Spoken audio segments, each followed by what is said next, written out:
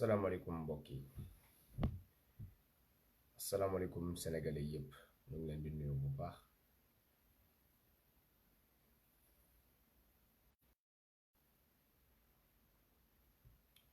salaamaaleykum salaamaaleykum sama gars yi. salaam gars yi partagé leen vidéo bi connecté wu leen rapidement ñu partagé vidéo bi bu baax mu yaatu ñëpp jot ko c'est très important. voilà donc liggéey bu ñuy def dafa am solo partage yi ngeen ciy def dafa am solo donc commentaire yi ngeen ciy def tamit dafa am solo. Bonsoir Abdoulaye Diakité, Massamba Lo maa ngi lay ziar. Talla ñu ngi lay nuyu bu baax partager leen vidéo bi sénégalais yi gën ko mën a jot parce que ñun bu ñu waxee rek état bi dañuy daal di réagir tout de suite ne kon mbir bi am na ñu ko xam donc ñu ñëw indil leen ay leeral tuuti nañ ko partager sénégalais yëpp mën ko jot s'il vous plaît. ñoom dañuy déglu matin midi soir saa ñu waxee rek ñu ne ndeke affaire bi siiw na mais c'est bien donc nañ ko partager sénégalais yëpp jot ko Ibrahima Diante Kekendo Baraka Baké, nous sommes derrière vous. Merci à Baraka ngi content. Serigne Ababacar Samb bonsoir. Lamine Djiba salam. Donc sama gars yi partagez leen vidéo bi al vidéo partagé sénégalais be ya sotono parce que mbe mum fola c'est très important. Donc partagez leen vidéo bi sama gars yi. Voilà. Très bien donc nañ ko gën a yaatal rek nu mu gën a yaatu rek mu baax voilà nu mu gën a yaatu rek mu baax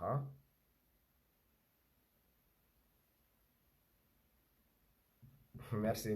à Barakan Neke. Salam patriote Fall Khali présent à l'appel comme toujours yéen ñëpp a ngi fi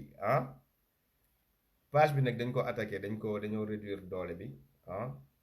donc foog ñu jàpp ci partager bu baax pour que nit yi mën ko jot parce que notification yi gars yi duñ ko jot dañ koy désactiver pour wàññi mbooloo bu ñëw déglu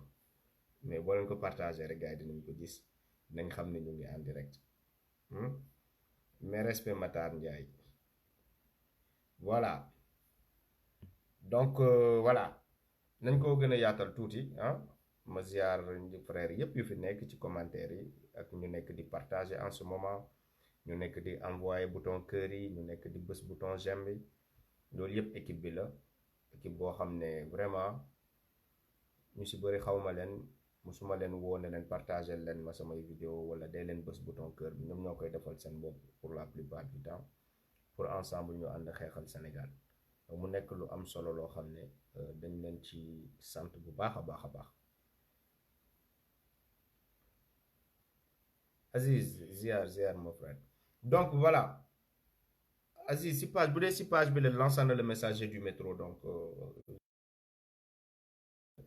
dama nekk ci ñaari ay plusieurs pages à la fois donc parfois c'est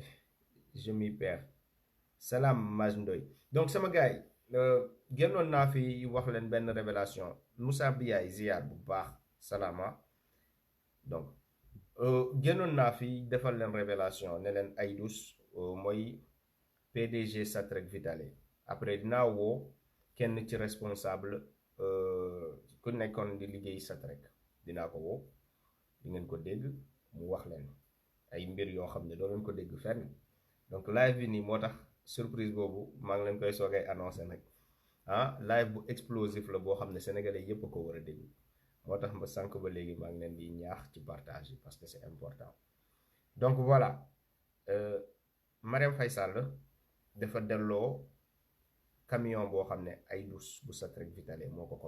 ko may fondation Servir le Sénégal bu ñu génnee photo camion bi dugal ko ci suñu compte Facebook bi ñu xam ne affaire bi siw na mu delloowaat camion bi waa Satrec wooñu ne ñu première dame delloo na camion bi parce que da nga ko siwal ci internet bi ma ne leen loolu lu baax la donc ñoom xam nañ ni ñun lu ñuy wax dañ ci am toutes les preuves moo tax ñu ciy wax buñ ci delluwee ginnaaw donc c'est une bonne chose puisque delloo na camion bi parce que xaalisu corruption la woon moom di première dame warul fondation wala Macky Sall waruñu laal xaalisu corruption kooku di Aïdou Satrek Vitale actuellement ñu ngi nii di dem tabaski fayul employé Satrek yoo xam ne dañoo waroon am seen salaire fayu leen gars yi ñu ngi dem ak li mu leen waroon avancer pour ñu am xar waa Satrek Vitale amuñu ko jotuñu ko donc bu ñu génnee di wax ñoom dañuy tiit parce que xam nañ ni lu ñu xam ci affaire Satrek Vitale dafa bari parce que ñu fay liggéey sax la ñu nekkal en contact directement ak ñoo xam ne Aïdous dafa daal di jël injustice pour éliminer leen dàq leen noonu la def ñu bëri ñoo xam ne ba muy créer entreprise bi moom ak ñoom ñoo nekkoon bu mu demee ba entreprise bi commencé am ay milliards rek daf leen dàq ay sénégalais ay dignes sénégalais yoo xam ne defal nañ lépp entreprise mu jël ay mbokkam ñuy ñëw di toroxal sénégalais ci seen propre dëkk donc génne nañ fi dénoncer ko pour que sénégalais yi déggoon ko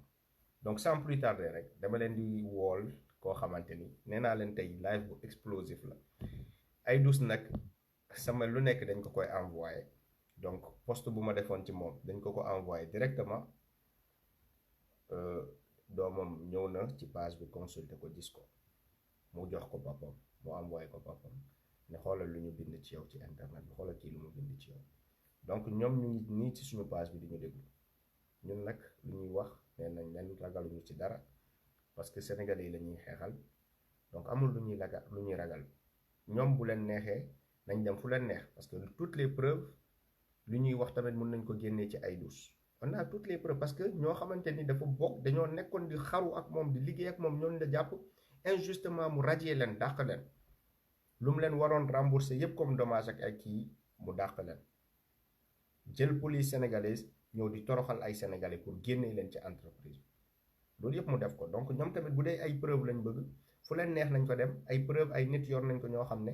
ñoom ñoo ñuy renseigner directement mun nañ ko génnee contre lui aussi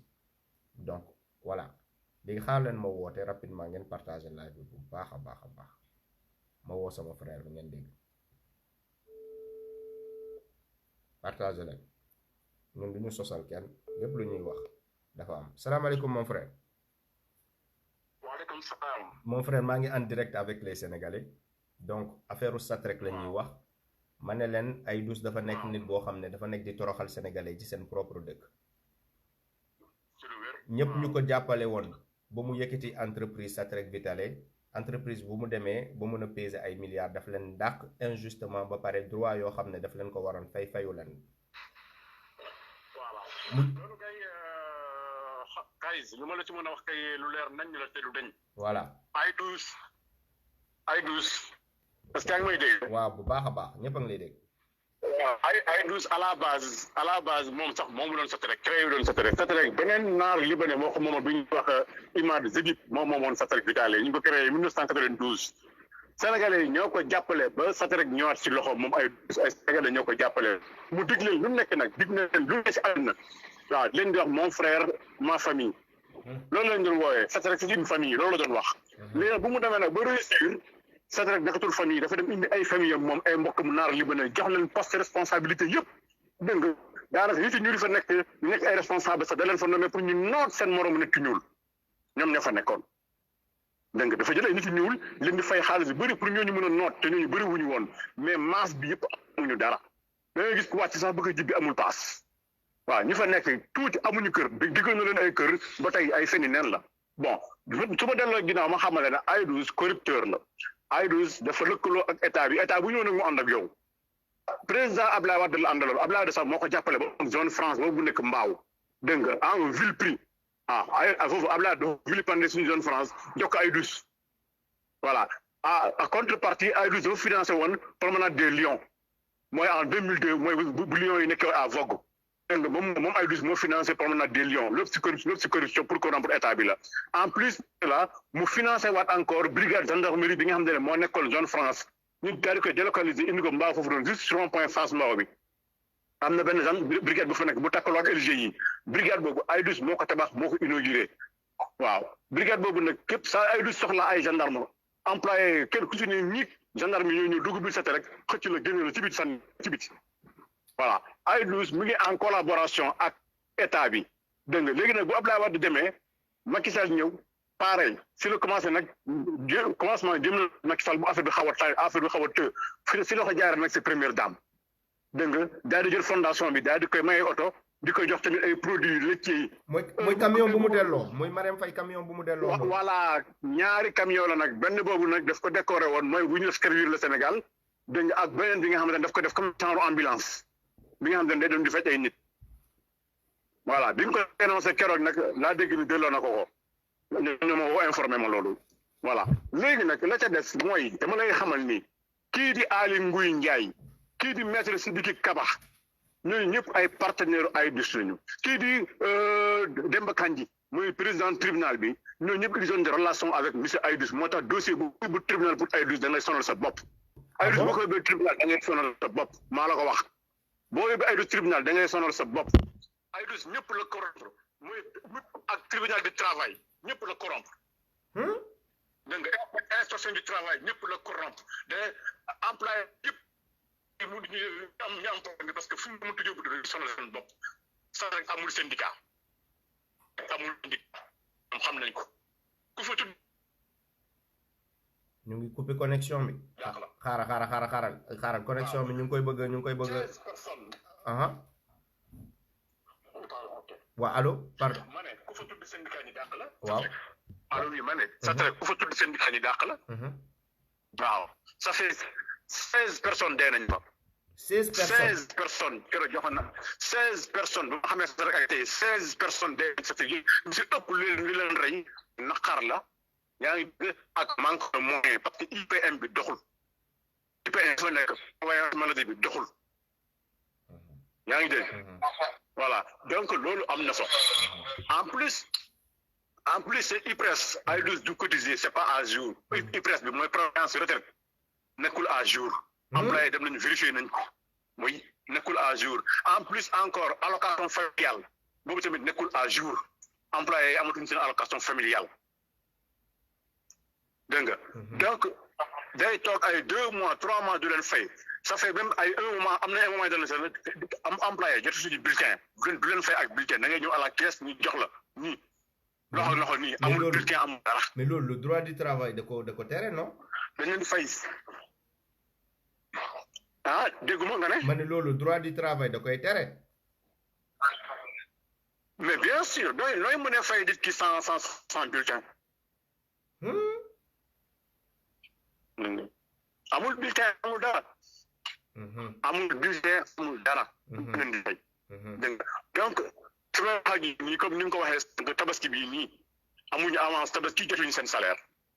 voilà I12 si ni ma la mën a wax moom ak njabootam ñoo fa nekk doomam bu jigéen bi ñuy wax Bala Sim. moo fa nekk di def lu ko neex si employé ak jëkkëram bi tudd Adèle. dégg nga am na sa temps yee passé si ginnaaw ñetti employé yu ñu licencié kenn kii nañ ma baal dinaa tudd seen tur Adama Xate la tudd keneen kii mu ngi tudd kii nu ñu koy waxati encore. yéen am nañ ma sa ñetti tur dañu ay jigéen la ñi nga xam ne nekkoon état de grossesse bu ñu ëmbee dañ leen dàq. non. dañ doon sëy maa la ko wax Adama Jaxate la am na keneen dem ki ñu ma wax ñetti la ñu daal dama fàtte dégg nga. ñetti tur la gars yi ñu ngi signalé vidéo bi bas leen bouton cœur yi bu baax waaye s'il vous plaît. ñu ngi signalé vidéo voilà donc ñooñu daf leen dàq à cause de cela donc ni ma la mën a wax ne I12 ñi ko jàppale woon ñëpp da leen dàq ci biti. waaw indi ay doomam ak ay mbokkam naar nag wàññeeku nañ ci parce que mbokkam naar dañoo ñëw jaar si kawam lekk xaalisam ñuy ñëw daal ñoo ko indi difficulté mbokkam naar ñoo détourné xaalisam dem seen yoon voilà donc comme ni ma la ko mën a waxee daal dégg nga moom ñu fa ne day jox état bi maanaam ñu ministre yi comme ni ma la tuddee Aly Ngouille Ndiaye ñun ñëpp ay ravitaillement leen di jox mais si Kaba pareil dégg nga da ko doon jox ay ravitaillement voilà Momar Ndaw voilà président Ascosen. Momar Ndaw président Ascosen dafa doon jaar moom tamit bu ñëwee dañ koy jox oto ba mu fees. mais kooku di traître frère kooku traître la. kooku depuis 1994. ba tey mu état bi ba tey moo ñu tey sénégalais yaa ngi xeex dem orange dëggoo mu wax si du si mus a wax te pourtant affaire consommation la mais du si mus a wax parce que kooku c'est un corrompu c'est un vendu Momar Ndaw c'est un vendu c'est un corrompu waaw am na keneen tamit kii Ahmed Aïdara moom ki nga xam ne def revue de presse ak tës lu mu ko def tësam ak revue de presse ba mu wax si waxu Satrek Vitale du ko wax parce que da doon jaar Satrek ñi koy joxe enveloppe ay chèque 1 million lañ ko doon jox par fin du mois moom Ahmed Aïdara non Ahmed Aïdara laa wax te muy def tës di def nekk Zik FM maa ko wax da doon jaar Satrek ñi jox xaalis moo tax ma ne sénégalais nañu déglu bàyyi xel Ahmed Aïdara musul def revue de presse ba wax waxu Satrek Vitale du ko mus a wax te pourtant mu ngi tiim journaux yi di si wax exemple laa leen jox tey rek las journal las tey rek wax na ci wax na lu tax employé fay ñu leen joxuñu avance tamit jox leen dara est-ce que dégg ngeen ko si revue de presse Ahmed Aïdara du ko mus a wax voilà ay douze jàppal nañ ko foofu ndax sàcc courant xam nañ ko ay douze sàccoon na fa courant ba état bi teg si kawam lañ teg si moom loxo mu fay lu toll ak 300 millions pour gars yi bañ koy pour bañ a tëddi kaso ay douze defoon moom ñoom xam nañu loolu dégg nga ay douze c'est un grand corrupteur en plus moo dàq détourné fi TVA dañ doon facturer ay factures yi nga xamante ne hors TVA la destiné à l'export ay factures fictives la après dañ koy jaayaat Sénégal pour ñu récupérer TVA bi waaw amul luñ deful foofu si biir Satrek conteneur bu ñu ko doon chargé amul contrôle conteneur yi ñu koy doon chargé pour yóbbu ko à l'export amul contrôle amul dara dégg nga amul contrôle waaw lu leen neex lañ siy def lu leen neex la ñuy facturé voilà léegi kon yow daal kooku corrompre na daal ñun suñu waa état bi yëpp quoi en gros maa la ko wax système bi yëpp la corrompre oui transmet mais moom day déclaré ni entreprise am dafa nekk en difficulté affaire yooyu noonu man je comprends pas kon day fen moom moo ko tey loolu mais dina nekk en difficulté mais mu ngi jënd mais pourtant moom par côté mobile am kenn xamul nu mu toll ay oto yu jar 100 millions lay dawal donc mu ngi jëndal kenn doom bu góor benn Mercedes 125 millions la ko di jox jëndee publier naa ko fii nii ci page bi waaw léegi ku nekk instant yi nga xamante ne mu ngi naan plus mu ngi ne problème mu ngi defar këram bu nekk Ngaparou comme paradis terrestre këram bu nekk ginnaaw Dantec comme paradis terrestre dégg nga instant boobu la jël këram def si piscine bu nekk Ngaparou defar piscine instant boobu employé ñu ngi toog ay 2 mois amuñu salaire te boobu doomam mu ngi waajal mariage doomam bu jigéen boobu mooy ki ma lay wax ni te kooku jëkkëram moo nekk Adèle mooy ki ma la wax moo nekk après actuellement si usine sow bi usine kii bi usine ardo bi kooku jëkkëru doomam bu jigéen bi ñuy wax Adèle moo fa nekk di def lu ko neex ci kaw employé ku ne ñiig mu dàq la moom laa la moom moo dàq ñetti xale jigéen sénégalais yoo xam ne dañu nekkoon en état de grossesse mu dàq leen waaw voilà ñi fa nekk musuñoo avancé amul fi kenn ku fa nekk ku mun a am njëgu vélo ñun ñëpp si location lañ ne boobu ba tey ay dëkk yu mu diggoon si ay kër ay logement yëpp defu ci dara dégg nga waaw yaa rien qui marche après ñu ngi foofu daal ñi fa nekk daal ñu ngi foofu toog kenn sañul wax ñu dàq la waaye bu àndee ak Aly Ngouille Ndiaye ànd ak juge Kandji ànd ak ñeneen mais nan lañ koy xeexee loolu tamit day compliqué waaw mais loolu nag moo tax sénégalais war a xam loolu nag moo tax ñu war a xam lan moo indi problème boobu dégg nga loolu moo tax nag sénégalais yi war a xam lan moo waral loolu parce que lii moo ko waral soo gisee gars yi di koy attaqué justice te mënuñ ci moom dara inspection du travail mënuñ ci moom dara feneen fu ñu ko mënta yóbbu di pare ay bis continuer def lu ko neex am na fu mu wéeru daa wéeruwaay waaw ñi nekk si gouvernement bi ñoo ko ngemb du keneen waaw du keneen parce que keneen bu ko defoon fii un sénégalais lambda tey bu defoon tey naka lu gën a ndaw loolu ñu jël ko yóbbu rop si kaso bi waaw un sénégalais bu defoon tey benn pickpocket bu ndaw wala benn affaire bu ndaw dégg nga boo ko defoon fii léegi wala nga saaga fi ñu sax ñu jàpp la tëj la mais kon bis mu ngi muy def moo gën a pire loolu am na benn employé vas-y am na benn employé bu gaañu woon bis ci seen boobu temps moom moomoon bis ci seen ñu koy woowee lama te kooku buntu bis ci seen bi moo daanu woon ci kawam kenn déclaré ko accident de travail te pourtant dafa décédé bu ñu koy dafa dee il s'appelle lama ñi liggéey bis ci seen sax rek xam nañu baax li may wax bu ñu ko déggee xam nañu baax li may wax te kenn déclaré ko accident de travail te kooku famille am kenn jëlu leen en charge ba tey jii waaw te loolu accident de travail la waaw bokk na si 16 personnes yi ma lay wax yi nga xam ne nag seen bakkan rek na foofu sat rek waaw entre chauffeur ak kuy liggéey pour liggéey ba dee ñu liggéey ba dee dégg nga ay dus tey nekk comme un demi-dieu yor alalam yor lu def lu ko neex si biir Sénégal waaw mais grand bu ñëwee mais ouais c'est ça. waa ji daa yor gendarmerie boo xam ne moom lay envoyé pour ñuy toroxal sénégalais yi ci an biir entreprise. parce que moom moo tabax parce que dans un état de droit naa ngeen mën a accepter naka la état bi accepté un étranger wala même bu dee sax un citoyen lambda di tabax lu toll ni comme institution bu toll ni gendarmerie c'est normal parce que loolu moo tax mu am même gendarmerie boobu noonu parce que même keroog tout dernièrement employé yi fa nekkoon gendarmerie yoo doon génn ci biti te ñun dañu lekk réclamer seen droit parce que daf leen woo pour ñu defal leen licenciement dégg nga à l'amiable mais ñu du leen proposé ñun nee na ñu ne sont pas d'accord ñu fa def man sama rakk def na fa 11 ans 1 million 800 000 lañ ko fay 800 000. non sama rakk def na fa 11 ans buñ koy dàq 800 000 lañ ko fay 800 000. waaw te 11 ans d'embauche laa la wax nag. 11 ans waaw 11 années 11 ans laa la wax ne ak benn at 11 ans te 800 000 lañ ko fay. allah dégg nga te du moom kese ak ñeneen en pagaille ñi fa nekk yëpp gars yi lu ñu leen proposé baaxul léegi nag ñi ñaxtu nag dans bi ñoo ñëw génne leen ci biti. waaw parce que amuñu syndicat amuñu fenn fu ñu koy jooyee waaw amuñu syndicat amuñu fenn fu ñu koy jooyee. waaw voilà c'est ça. Aïdous dafa mos a recruter ay sénégalais yi nga xamante ne am na kenn ku fa nekkoon benn paa bu mu jëlee woon benn kooku université la doon jàngale ak beneen du personnel ñooñu ils étaient là-bas pour son compte mais d'ailleurs sax dàq na leen. mais frère. waaw léegi est-ce que ñun waruñu boycotter le Vitale bi kon nga foog. man je pense que ay instant yi lépp luy produit Satrec Sénégal yi bu ñu ko mënee boycotter war nañ ko def parce que Aïdous parce que nee na leer ni ñi nga xamante ne ñoo nekk ci Satrec di liggéey seen deret lañ nekk di joxe te amuñu benn retour. waa léegi lan mooy produit Satrec yi pour sénégalais yu ñuy déglu tamit. Satrec Vitale moom moo ko moom. ak Vitale liquide bi mooy butel bu rouge bi entier. Satrec moo ko moom. soowu ardo. Satrec moo ko moom. dégg nga yooyu rek déjà mooy phare bi yooyu ñooy produit phare. kon Vitale bi ak à part loolu nag waaw Vitale ak soow ardo ak Vitale liquide bi Vitale butéel bu xonk bi mooy liquide bi mel ni Vitale liquide. waaw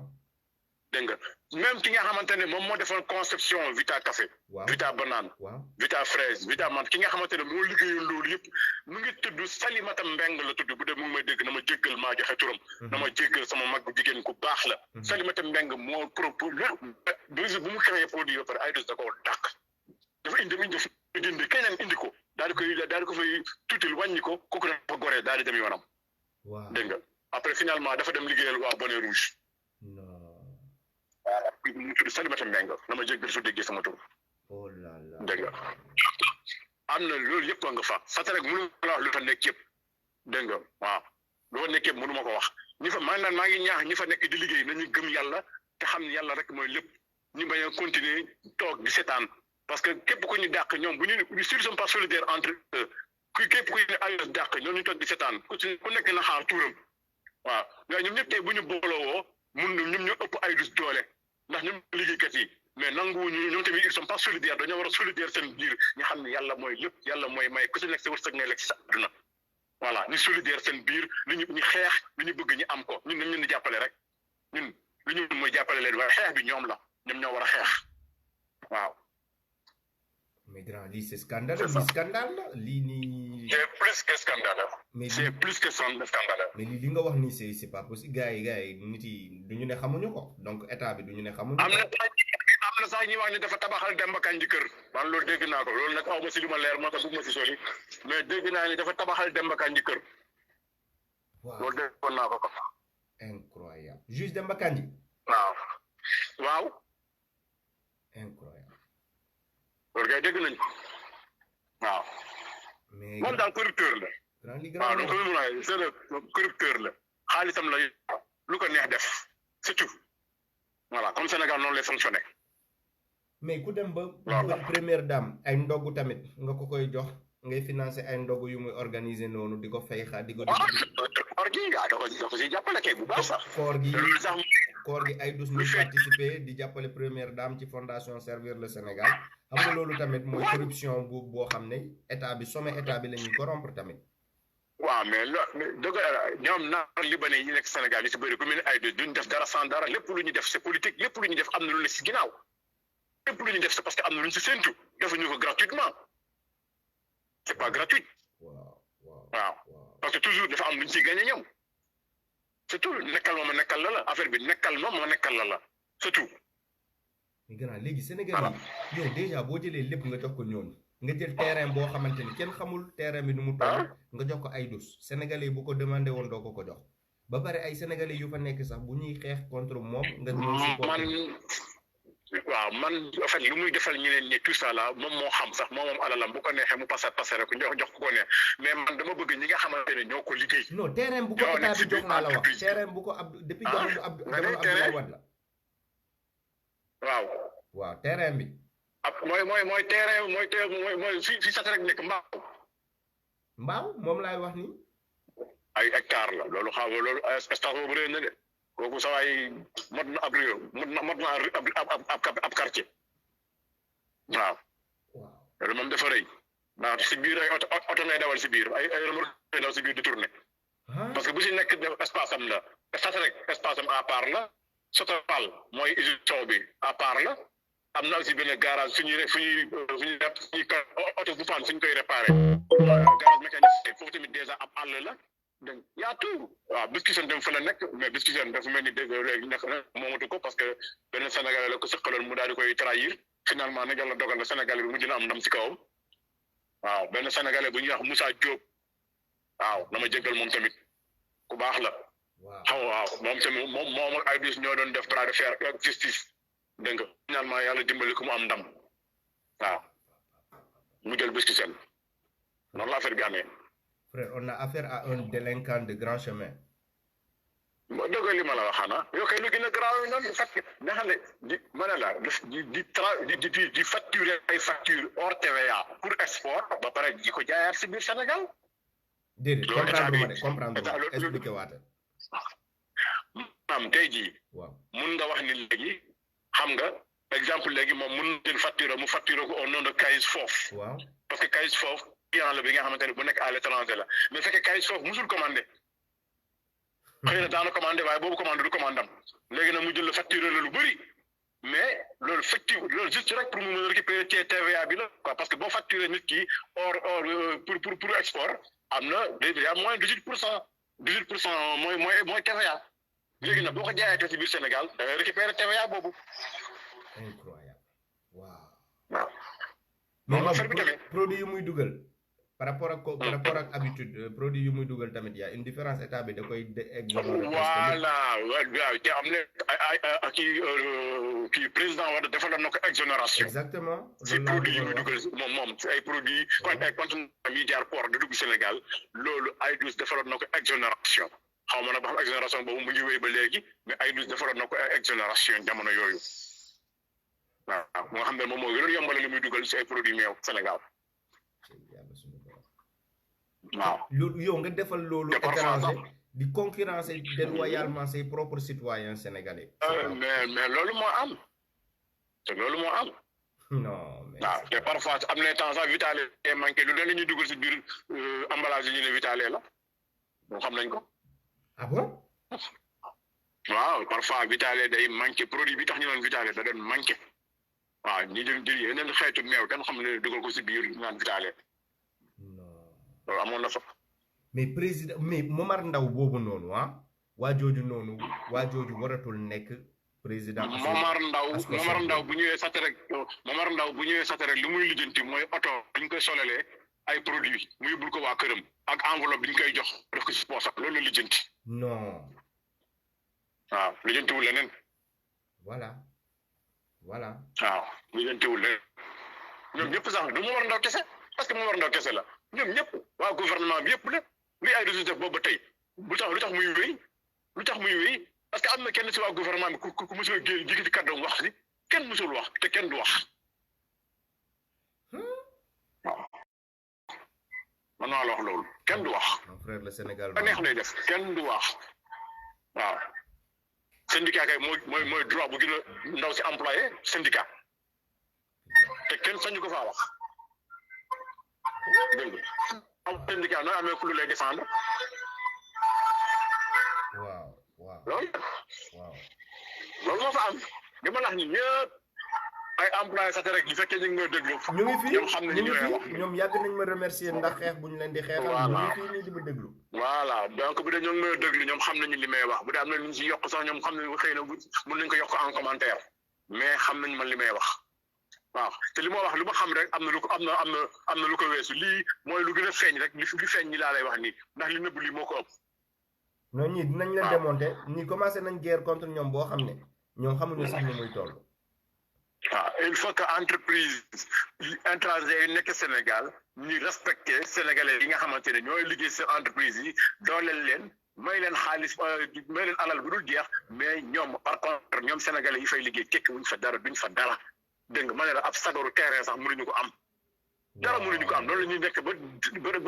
dee wala ba retraité boo retraité sax doo fayee ko parce que IPRES versé wuñu fa. versé wuñu IPRES nooy fayee ko. kon retraite sax gars yi duñ ko am duñu am dara bés bu ñu paree liggéey dañuy. mais bu fekkee cotisé woo nooy retraite retraite cotisation kay. non parce que xam nga man ak yow mën nañ ko comprendre mu yomb mais foog ñu expliquer foog sénégalais yi xam gravité lu ñuy wax nii ça veut dire que ay nit dinañ liggéey ñoo xam ne bés bu ñu bàyyee dootuñu amati benn droit ñoom ñëppay delluwaat ci ndóol. dara luñ ko am nagam amuñu dara bu ñuy liggéey wax nga ne bu ñu ñàkkee liggéey. instant bi ñu ngi liggéey sax li ñuy fayeeku li jëruñu leen dara parce que ay du fayul lu leen fay tekkiwul dara ndax nit ki buñ koy fay nga mën si dund sax une vie digne nga mën si am def tuuti projet sax nga mën a lekk sax ba dañ ci tuuti sax pour mën a am nga mën a aspirer sax pour am kër wala benn terre mais yow li ñu leen fay dayul balaa muy dugg sa loxo fekkee jeex na après kooku dèjà yow ci vie mal boo retraité foo jëm te léegi nag li nga xamante ne dañ ko doon dagg si sa salaire ne ñu cotiser loolu yeggul fu mu war a yegg dégg nga IPM bi nga xamante ne mu ngi si biir entreprise bi depuis presque 2013 2014 la gëj a fonctionné normal ba tey jii nii dégg nga dégg naa keroog am na benn employé bi nga xamante ne dafa amoon problème mu 100 000 francs pour affaire santé affaire ordonnance bu mu demee daa wax ba sonn finalement 25 000 lañ koy jox te 100 000 francs la soxla woon. 100 000 francs kese. waaw final affaire santé finalement 25 000 la waaw. moom nag seen frère moo xam ne doon liggéey foofu doom dafa dammoon loxo mais dara moom moo mujj si prendre en charge boppam finalement dégg nga parce que IPM bi doxul gëj na dox normal mu ngi foofu noonu mais amul benn njëriñ parce que doxul. mais gannaaw lii esclavage. waaw si ay nit yi liggéey ñi fi liggéey déjà est-ce que am nañu EPI maanaam équipement dégg nga ñi nga xamante ne de protection individuelle. ñi fay liggéeyee est-ce que am nañu EPI yooyu noonu mooy équipement de protection individuelle bi nga xamante ne moom la employé war a am dégg nga c'est un droit pour mun a protéger wu si liggéey bu muy def pour mu bañ a nekk en danger est-ce que loolu ñoom employé sax rek am nañ ko amuñu ko. amuñu ko. grand kon kii esclavage lay def. mais esclavage mais c'est ça esclavage moderne la mais gars yi fa nekk di liggéey ndeysaan benn instant da ngeen di comprendre parce que amuñu choix. amuñu choix waaw ñëpp sañu bañ sañ a nangu loolu la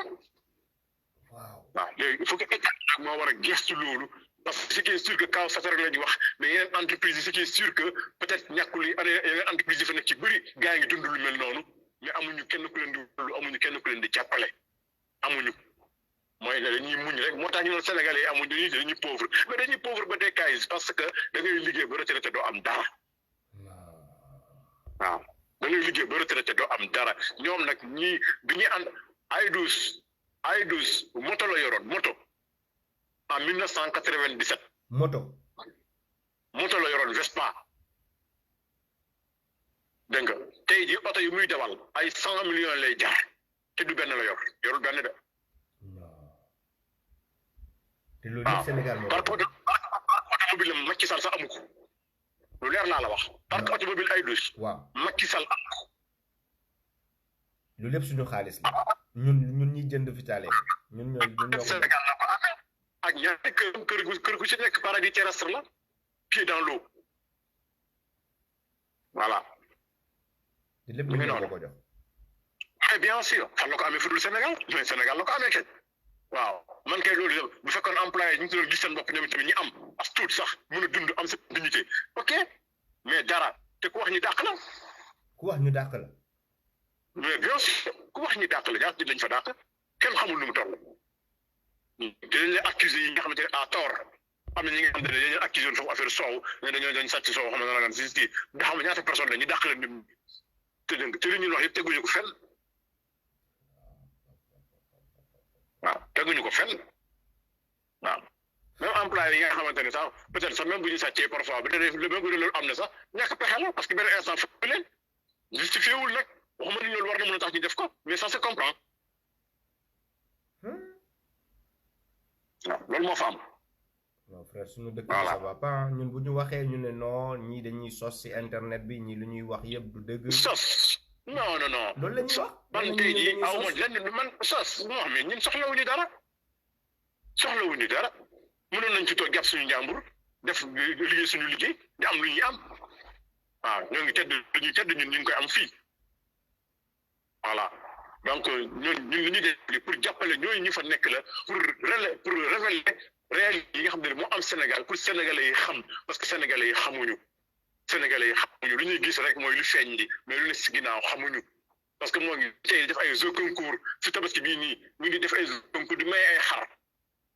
alors que employés yi nekk si biir entreprise amuñu xar fayu leen seen salaire amuñu avance tabaski waaw kon moom lu ko itteel mooy li nga xamante ni mooy produit bi naka la ñuy jaree si marché bi loolu moo ko itteel. image bi rek. te produit waaw image bi ay produit moo ko itteel mais ñi nga xamante ne ñoo nekk di ko ñoo nekk ci ginnaaw di ko liggéey nga xamante ne liggéey ñun am na ay jamono ñi fa nekk di liggéey xamuñu samedi xamuñu dimanche xamuñu jour férié ñaari fan lañ doon respecté mooy Korité ak Tabaski li si des yëpp danañ doon wax ni feetu catholique yi du suñu feet ñu ne jullit lañu waaw nañuy liggéey. waaw ay férié dañ ko doon liggéey lépp lañ doon liggéey. ndeysaan li ngay wax ni xoolal ku dëgg bëccëg suñu frère bi mu ngi koy dëggal Douga Diaga nee na dañ ko accuser ndeysaan ne daa sàcc ciment ñu yóbbu ko brigade Popenguine xoolal bu ñu la bëggee dàq yooyu nañ noonu lañ lay dàqee ciment du Sahel moom tamit mu ngi nii di ko témoin. voilà mais voilà loolu nag moo am Sénégal si entreprise libanaise yi fa nekk yëpp presque dégg nga loolu Sénégalais yi fay liggéey comme ay jaam lañu. ay esclave en temps moderne loolu moo fa am da ngay liggéey ba sonn poste bi ngay nekk doo fa mos a nekk responsable wala dañuy nekk responsable naar bi moo fa nekk responsable moom mooy fayeeku xaalis bu bëri bi yooyu te yaay def ñu yaay liggéey bi yaa koy liggéey mais naar ñi fa nekk kan moo fa nekk si liggéey bu métti ñoom ñëpp dañ leen indi jox leen ay postes yu baax te loolu day fekk nit yi Sénégalais yi liggéey nañu ba entreprise bi taxaw bu ko defee ne ñoom seen mbokk naar yi ñu jox leen ay postes jox leen ay véhicules de fonction jox leen ay logement waaw te Sénégalais yi du ñu am loolu. fay leen salaire yi kawe ay millions. dañuy jox seen mbokk yi. parce que ñun amuñu sax ñu ñu war a taxawal di xool consommateur di xool suñu droit ndax kii mu ngi koy respecté ñooñu dañ leen corrompre frère c'est non mais c'est mais voilà ñi ko war a gestu ñooñu seen bopp buñ fa ñëwee dégg nga seen oto la ñuy gaare ñu solal leen produit jox leen ay enveloppe ñu jox seen ndox. waaw buñ fa ñëwee li ñu lijjanti mooy seen oto lu ñu leen feesalee ay produits ay meew ñu jaalee ak yi mel noonu dégg nga ñi après ñu xam fekkee jox nañ seen enveloppe ba pare ñu jaar noonu def seen yoon dañoo lijjanti employé yi ba xam ñu ngi si jàmm wala ba xam ñu ngi bénéficier seen droit ou non seen yoon dafa nekk ci loolu waaw ñoom ñëpp nag laa wax ñi fi ñuy inspection du travail muy ASCOSEN nag ak keneen ak waaw Momar Ndao moom bu ko Sénégalais bu ñu amoon jom dañuy xëy taxaw carrément exiger Macky Sall mu daal di koy dàq parce que amul benn njëriñ ko Sénégalais yi waaw mosul défendre benn consommateur voilà muy noonu. waaw lii nii garaaw na li nga wax ni kay lii xanaa journaliste yi. noonu la daal ak revue de presse yi yoo xam ne duñ ko fa dégg mukk parce que ndekete waa ji day joxe enveloppe mais c'est grave. maa la ko wax ne Ahmed Aïdara di jaay patriote il est loin d'être un patriote du benn patriote day leurre Sénégalais yi waaw day leurre Sénégalais yi waaw. transmet. man moo tax Sénégal damay sax mujjee tiit parce que fooy dem ba am yaakaar rek gars yi nga dégg ay affaire yoo xam ne mooy loolu quoi. jàmbaar Sénégal daal mu ngi noonu comme ni ma la ko waxee waaw li ma la wax nii nag bu la neexee sax beneen yoonatee boo defaat beneen ki nga ooma fekk ma amaat yeneen information ma wax la incha allah. très bien voilà. très bien non vraiment frère. saa yi nag maa ngi lay bàyyi le devoir ma. le devoir m'appelle. vas-y mon frère vas-y allez vas-y. merci Jamba. merci allez courage. jàppale bi ngay jàppale sénégalais yi je te dis bravo maa ngi lay félicité bu baax a baax di la encouragé. waaw merci beaucoup. la xamal tamit ñu ngi sa ginnaaw. merci beaucoup merci. ok allez jërëjëf waay. sama gars yi lii mooy Sénégal bu ñu waxee ngeen ne dañuy sos bu ñu waxee Gajaga xoolal xaaral ma envoyé xaaral ma bindal la sama numéro téléphone nga wax xaaral maa ngi lay bindal sama numéro téléphone ci commentaire bi nga woote léegi dugg attends parce que il est bon que ngeen témoigner quoi noppi bi doy na xaaral maa ngi lay bindal sama numéro téléphone bi Gajaga nga woo ma mu ngi noonu ma bind ko ci commentaire bi ah mën nga ma woo WhatsApp dina fi sonné léegi voilà gis ngeen bu ñu siwalee oto bi bu ñu ko photowee ci suñu Facebook bi dugal ko Marème Faye Sall delloo na oto bi delloo na ko ay dus bu Satrec Vitale parce que nee na affaire bi mujj naa siw xam nga parce que fondation bi la ko mayoon mooy nu muy corrompre rek état bi fondation Servir le Sénégal la ko mayoon bu ñu photowee oto bi dugal ko ci internet bi rek première dame daal di delloo oto bi ñu ne ñu joxe ordre pour ñu delloo oto bi ay dus oto baa ngi fa taxaw ñu personnaliser ko def lépp ay affiche fondation Servir le Sénégal bind lépp ba oto bi pare léegi delloowaat na ko fa oto baa ngi ci biir Satrec Vitale oto baa ngi fa taxaw ñu nekk Satrec Vitale ñu ngi fii nii bu dee fen la rek bind leen ko ci commentaire yéen a ngi fii di déglu lépp lu ñuy wax bu dee fen la bind leen ci commentaire ni amul voilà oto bi gis ngeen dellu si waat na mu ngi fa taxaw c'est parce que Marème Faye Sall moo ko delloo voilà donc sama gars yi live bi dinañ ñëwaat nee nañ leen gars yi yëpp yor nañ ay dossiers Momar Ndaw ñu ngi ñëw ci yow yaa ngi ñuy déglu parce que waa état bi ñëpp a ngi déglu ñëpp a ngi connecté wu ci direct di déglu yéen ñun dañoo am guerre boo xam ne gars yi dañoo jàpp ni Marème Faye Sall moom mooy suñu combat ñun Marème Faye Sall du suñu combat mais guerre bu ñuy mëne yéen ñëpp di ngeen ci jaar xaar leen ñu tuuti rek allo. asalaamaaleykum. maaleykum salaam. ça va Kayz ça va bien. maa ngi sant alhamdulilah. alhamdulilah ñu ngi déglu. waaye direct bi manqué wuñu benn rendez-vous. boobu léegi. ñu ngi suivre. merci. daw na yaram trop lu waa ji wax daw na yaram te waaye nag man du ma bett ci sénégalais du ma bett ci nguur yi depuis Abdou Diouf ba léegi libanais yi musuñu ñoo respecté. depuis ci temps Abdou Diouf la wax de ba léegi les libanais la musuñu ñoo respecté. est-ce que rey jànq benn bon ba ma nañ ko nekk suñu biir dëkk du ñuy noo pendant des années kenn du wax man j'étais monitrice à la rue Paul Hall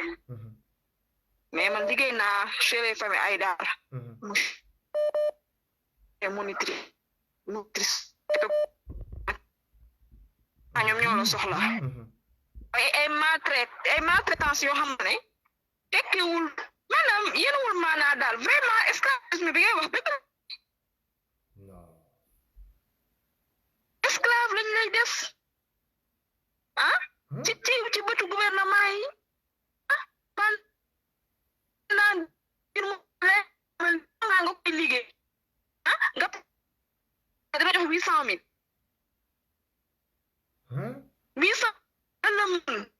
la mën il faut que Sénégal yi ubbi seen bët yi nag il faut que Sénégal peur gi nekk ci moo ci ñoo ragal gi nekk ci fay ta xam ne lu est-ce que ku fi sa ab jot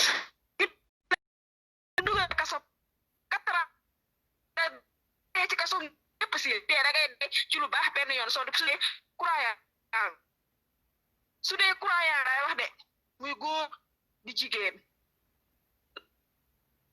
est-ce que on est des musulmans est-ce que tey di met bay borom yàlla dam ma sœur xoolal sa som bi sa mënu ko jox de pouvoir voilà xoolal sa som bi mooy déconné est-ce que mën nga ma rappeler s'il te plaît kiiwul de sa som bi day dagg di ñëw day dagg quoi voilà kon son bi dafay kii voilà kon xaaral ma rappelé la ok vas-y ci kanam inshallah ok voilà mais lii dafa garaaw sama gars yi yii dafa garaaw de yi may dégg nii yi may dégg nii garaaw na de xaar la frère bi mu ngi doon woote frère bi mu ngi doon woote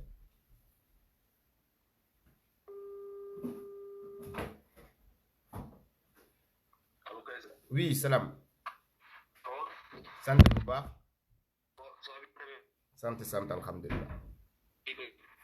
gars yi ñu ngi jaxase sama whatsapp bi xaw ma nu mu demee noonu gars yi allo allo waaw allo waaw frère yaa may dégg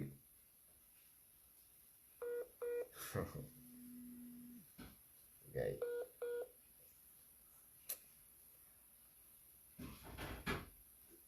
oui allo frère allo cey sama gars yi maa ngi jégalu de gars yi dañoo jaxase connexion bi yépp xaar leen ma jël allo waaw salaamaaleykum waaw Kees mère noo def ça va ah sant yàlla rek live bi am na solo kay waaw dafa am rek li ma ci bëggoon a yokk waaw di wax ni sa audience nañu partager live bu baax parce que dafa am loo xamee ni tey jii nii li nga xamee ni moo dal tey jii nii sénégalais yi du ñëpp de mais ñi nga xamee ni ñooy xeex Ousmane Sonko li leen dal mooy desperado ndax récolte bi kii nu mu koy waxee ci vacances agricoles bi nga xamee ni moom la jeunesse bi jël ñuy bay ba ci 280 et quelques hectares fi ñu toll nii te c'est un début c'est un début donc affaire bi dina gën a 280 et quelques hectares waaw moom la vacances agricoles ti jur te xam nga yow mbay moo yore réew yow xam nga Europe États-Unis tey man ci sud bi laa dëkk tey bu ñu développé grâce à baykat yi tout à fait dëkk bu bëggee développé mbay moo koy gën mboq mi gerte gi vegetable yow li ñuy lekk yëpp à part le pétrole les ressources minières yi jóge ci suuf mais mbay bi la moo tax sud bi nii ñi fi nekk ils sont trop riches ñoo dàq oto ci àddina ils sont trop riches ba pare ñu am un très bon gouvernement ak ay banques yu leen di subventionné di leen jàppale den jox même tracteur duñ ko jënd dañ koy louer temps bi nga xamee ni nii dañuy ñëw par exemple pour defar champs yi nii y a des spécial des maisons yu bari doole dañoo yore tracteur da ngay ñëw louer ko pour 5 jours fay ñëw xolal defar sa tool xolal ji li ngay ji nga delloowaat keneen ñëw jël ainsi de suite am na ñoo xam ne loolu rek dañuy defaree xaalis parce que tu n'as pas besoin d'un tracteur c'est tellement grand soxlawoo ko da ngay jël ko en location dem def li ngay def delloowaat keneen ñëw jël ainsi de suite su paree tamit mais ñuy récolter am na yoo xam ne ni mooy ñëw mooy jël gerte bi moo koy tasaare fee mooy séddale ci yooyu yëpp dañ koy luyee ñoom jënduñu dara baykat yi tellement ils sont à l'aise donc da ngay gis champ bi lu muy rëy benn couple moo koy bay benn couple jëkkër ak jabar parce que jëkkër bi day yëg ci tracteur bi rek def li muy def nii benn journée la koy jëlal toute la journée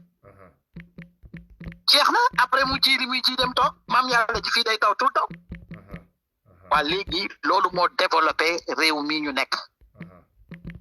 kon tey su Ousmane Sonko créé vacances agricoles boobu ñu commencé di bay ba ci 280 et quelques hectares te un début mooy buntu bi ubbeeku na patriotes yi yeneen jeunesse yi nga xamee ni tey ñi ngi toog ci taatu kër yi di souffrir nekk ay maîtrisards amuñu liggéey ñooñu ñëpp dama leen di ñaan yàlla ngeen dem joindre Sénégal yéen a ko moom affaire bi du politique ah affaire bi dem bàyyi seen réew la dem xoolal ngeen bokk su ngeen demee bokk xoolal foofu loo fa def bu ñu yëf yi ñoree doo perte di nga am dara di nga am loo yóbbaale et puis dafa ouverture d'esprit la et puis yoon la boo xamee ni tey dëkk boo xamee ni lépp la ñuy sàcc di ko yóbbu su ngeen muusee dem leen ci suuf si jeunesse bi bàyyi leen taatu garab gi ngeen di toog di commenter nekk ci seen Facebook bi dem leen ci tool yi dana dem ba nga xamee ni di ngeen am buntu boo xamee ni di ngeen dem ba am ay machine ak ay appareil yoo xam ne da ngeen di bay noor di bay nawet comprendre nga lii c'est un très grand conseil bu may jox sénégalais yi surtout la jeunesse et puis bay bi amul góor amul jigéen ah tu vois même les filles ils vont partir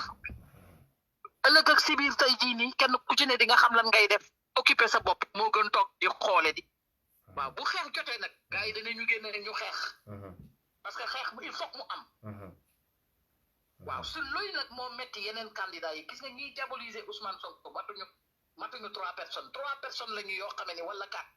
jigéen ak góor yoo xam ne dañu làqu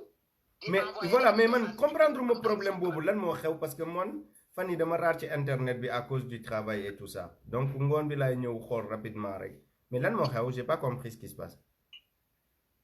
xam nga lan moo xew 3 personnes ñoo nëbbu mbubboo di envoyer ay message di wax ak murid yi di dugg ci camp yooyu di wax ni ñi nga xam ne ni dañuy saaga ci internet bi sëriñ ñi Ousmane Sonko leen yabal maanaam ci Ousmane Sonko la ñu bootu quoi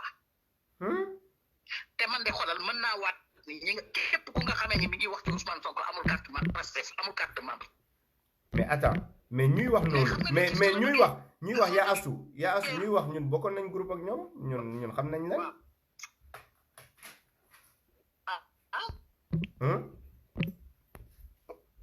la mais ñoom nit ki soo bëggee rey sa xaj dañ koy jiñ rage xam nga léegi fii may wax ak yow nii am na benn vidéo buy daw boo xamee ni nee nañu Idrissa Seck moo commandité deewu Khadim Bousso à Touba xanaa loolu moo gën a garaaw te doomu Khadim Bousso mais maire léegi nañu éviter di clash ay yeneen homme politique yi parce que seen ay soppee dañ ma sopp tamit ce qui est fait est déjà fait man dama lay expliquer les faits waaw léegi xam nga parfois ce qui est là waaw xam nga man c'est pas moi waaw moi je suis en train damay wax di encourager les jeunes ñu dem ci may mi très bien léegi explique yaa ma doon expliquer affaire bi man maa la ci dugal de baal ma mais dama bëggoon comprendre tamit quoi voilà mais naru ma woon dugg ci dem c'est vrai man maa la ci dugal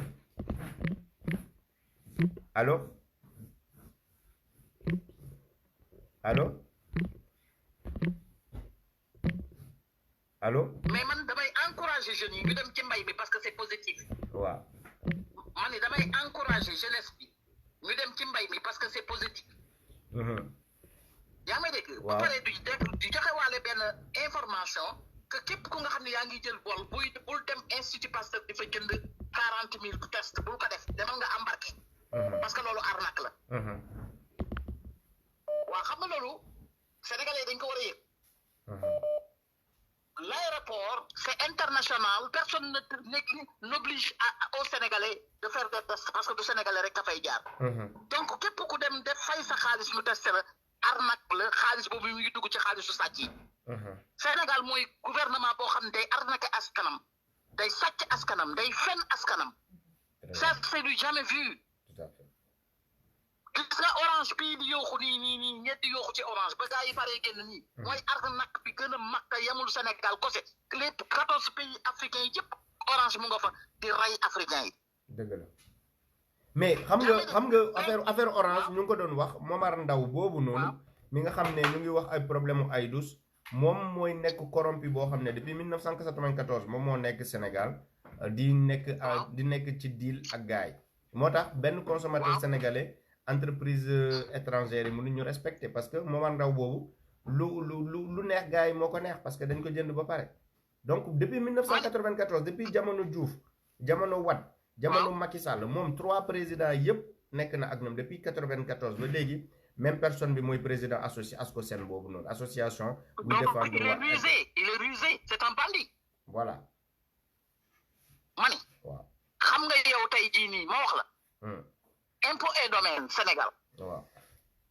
ñi nga fa am dossier ñi fa am dossier pour ñu signer leen pour ñu régulariser ñëpp dañ leen di fayloo di leen dóor directeur yi duñuy téye benn document 6 mois ci seen kaw table desk duñ ko signé secrétaire yi sax dañ ciy def affaire di lekk xaalis xanaa boo paree di nga wax ci boobu arnaque boobu beneen arnaque la impôt yu demee koo dajal mën la sama dossier def na fi 3 ans loo xam ni yow boo ñëwee ci réewu tubaab bi li ñuy signé la raktak fay nga tu payes on signe c'est pour toi tu pars non koy téye et puis dañ koy réeral pour daw loolu pour nga fay pour joxe ay pour joxe xaalis ci suuf xanaa boo paree nga dugg ci domaine boobu parce que ñi nga xam ne ñi ngi jëm ñu pour ñu régulariser leen seen document Sénégal sonn nañu trop da ngay gis benn waa joo xam ne day dox ba màggat neexalaate ba màggat dina neexalaate plus de 1 million ñii plus de 2 millions te affaire bi lu mu dee dina fa def 3 ans waxal ci boobu lu ko waral corruption lan moo ko waral te DG duñu signé dara duñu sax toog seen place secrétaire yi ñooy jaay affaire yi dossiers yi pour mu gaaw pour ñu tekk ci bureau DG ñoo ciy defar xaalis xanaa waxoo ci boobu xanaa boobu diñ ci wax te loo xam ne dañ ci am droit un sénégalais a droit am suufam am këram di ko régulariser pare pour fay ñu koy dawloo pendant 3 ans ñi naan def leen à 5 ans ñi naan 4 ans lii c'est loolu honte la donc impôt yi dem dañ ko war a tëj bunt bi dañ ko war a tëj parce que liggéeyu ñu corruption rek moo fay daw xanaa soo paree ci orange bi dugg ci impôt yi doon lu leer nag laa lay wax nii. boobu yëguloo ko. non man kay maa ngi. mani boo taxawee buntu impôt yi demee ku la fa romb rek laaj ko grand tonton sa dossier ñaata temps la fi def mu ne 2 at maa ngi daw rek neexalaate naa ba sonn te da ngay xoolal neexalaate boo ko loolu li ngay fay de sa impôt da nga koy fay de mais da ngay neexalaate ñu koy retardé di ko retardé pendant 3 ans ci kay boo xam dañ ko war a signé. yow di boo demee léegi États-Unis wala nga dem France léegi kay sa kayitu kër est-ce que dina fa def 1 semaine 3 ans laa la wax pour lekk dañu am ay courtier lekk yu leen di lekkal xaalis ay courtier ci buntu yi xanaa soo paree ci orange dañu wax ci boobu. waaw mais orange tamit lu mu dëkkee ak Sénégal mais mère fii. waaw mais demal xool Sénégal ñaata la ñuy facturer gars yi. mais connexion bi ak téléphone bi ligne bi ñoo ànd wala connexion kese la. mais fii nii sa puce abonnement téléphone. puce waaw mun nga ko am 9 euros ngay fay par mois 9 euros. mais da nga ciy wax da ngay téléphoné ak connexion. mais da ngay téléphoné normal non da ngay téléphoné normal loo xam ne ba mois bi jeex doo fay.